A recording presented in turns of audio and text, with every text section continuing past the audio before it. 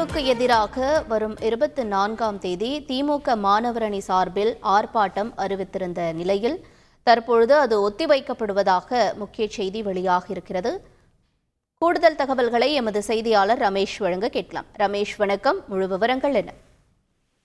வணக்கம். நீட் தேர்வுக்கு எதிராக திமுக மாணவரணி நடத்த இருந்த ஆர்ப்பாட்டம் ஒத்திவைக்கப்படுவதாக திமுக மாணவரணி செயலாளர் எழிலரசன் எம்எல்ஏ அறிவித்திருக்கிறார்.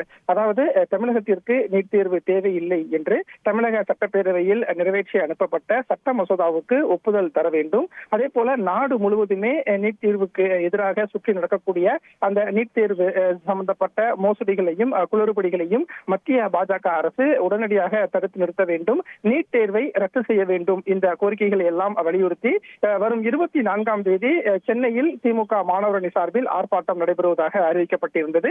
இந்த சூழல்ல இந்த ஆர்ப்பாட்டம் இப்போதைக்கு ஒத்திவைக்கப்படுவதாகவும் ஆர்ப்பாட்டம் நடைபெறும் தேதி பின்னர் அறிவிக்கப்படும் என்றும் திமுக மாணவரணி சார்பில் அறிவிக்கப்பட்டிருக்கிறது.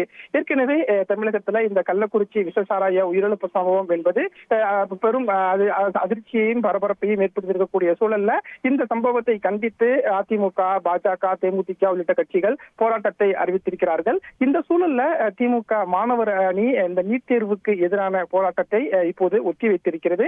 அறிவாலயம் வட்டாரத்தில் விசாரித்த போது நீட் தேர்வுக்கு எதிரான எதிர்ப்புகளை பதிவு செய்வதில் திமுக உறுதியாக இருக்கிறது.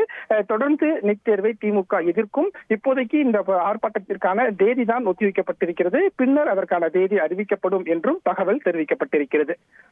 உங்களுடைய விரைவான தகவல்களுக்கு நன்றி ரமேஷ்.